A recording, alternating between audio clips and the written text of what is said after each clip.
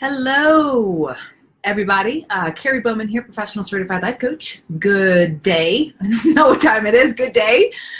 Today, I wanted to talk about something. I wanted to check in on something that's pretty powerful, and I've been giving a lot of thought to over the past couple of days, and that is shame and guilt.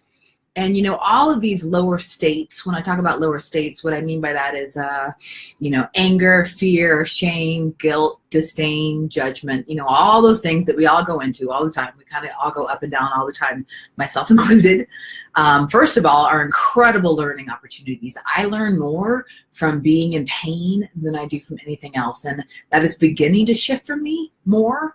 But the most tremendous growth that I've ever had has always come from a place of pain, because when I'm hurting really bad is when all of a sudden I get really open-minded and I begin to become open to trying new things. I become much more willing. I become much more humble.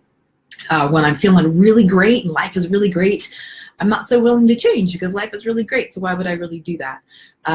Again, this is beginning to shift for me slowly. So we will see. I'm kind of hoping to have the shift into more of a conscious intention rather than being motivated by pain. But all these lower states have a huge amount of information. The key is not staying in them.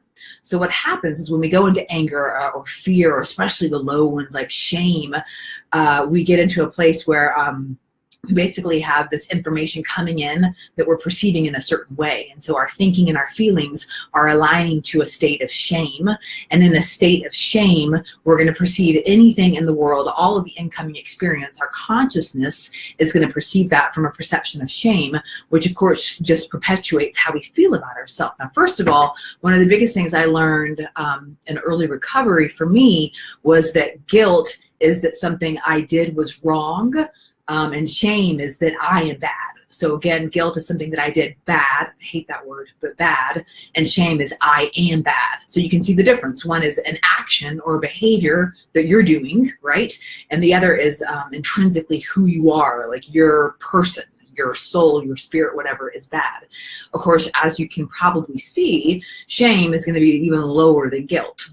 Now, guilt actually serves a good purpose, especially as we're growing up, because it helps us to learn right and wrong, to be kind and not to, hurt people, things along those lines. The problem is that when we get into a lower state, and this can come from a plethora of things from our childhood, our raising, society, religious programming, anything and everything, where all of a sudden it's no longer guilt, it's shame, which is I am bad.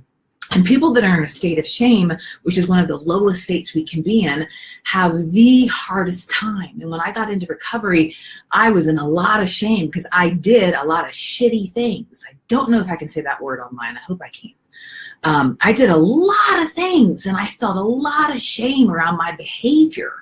And as I began to get further into my own self-healing journey and more into recovery, I was taught, thankfully, the distinction between the two. Yeah, I made some horrible choices. I hurt some people. I hurt myself. I mean, I did a lot of stuff, but that was things that I was doing based on the consciousness level that I was at. Doesn't make it okay. I understand much more about how I showed up in that way that I did. But what I did is I internalized all that. And when I walked into the doors of recovery, I thought, I'm lousy. I don't deserve to have a good life. I don't deserve to be loved. The kind of things that I did are not the kind of things that people that deserve to be loved do. So I had a really hard time with that distinction. So if you're in a space of shame, again, it's you that isn't okay versus what you did was lousy. First of all, we all do lousy things, okay? That's part of the human experience. We are here to learn, and a huge part of our learning comes from making mistakes. I love mistakes. If we don't make any mistakes, we don't ever learn. And in order to really be happy and fulfilled, we have to learn. So what happens is that when we make a mistake, the key thing here is that we learn from it. Now, some of us, like myself, can be slower than others, and I have to make a lot of the same things again and again before I begin to learn, and that's okay, But if you're in a state of shame, you have to really ask yourself, like, what happened? What am I holding on to? Why am I allowing whatever occurred to define my actual intrinsic worth, my actual intrinsic value?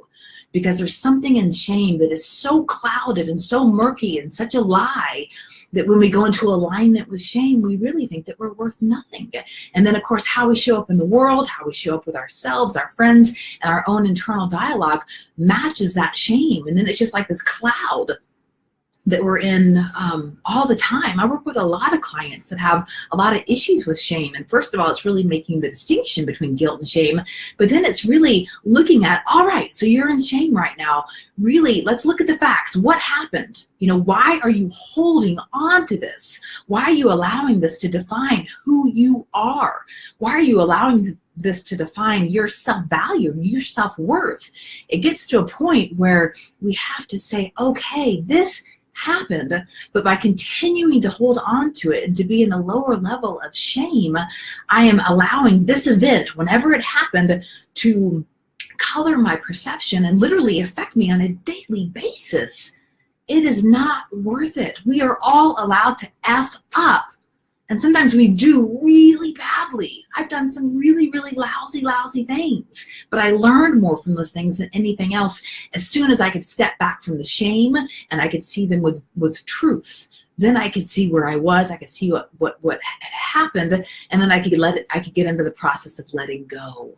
So, you know, if you're in a space of shame, you have to look at what you're holding on to. You have to look at how you're allowing something that has happened in your history to stay with you. Basically, every morning you wake up with this thing. And every night you go to bed with this thing. And you are allowing this shame to color your entire life.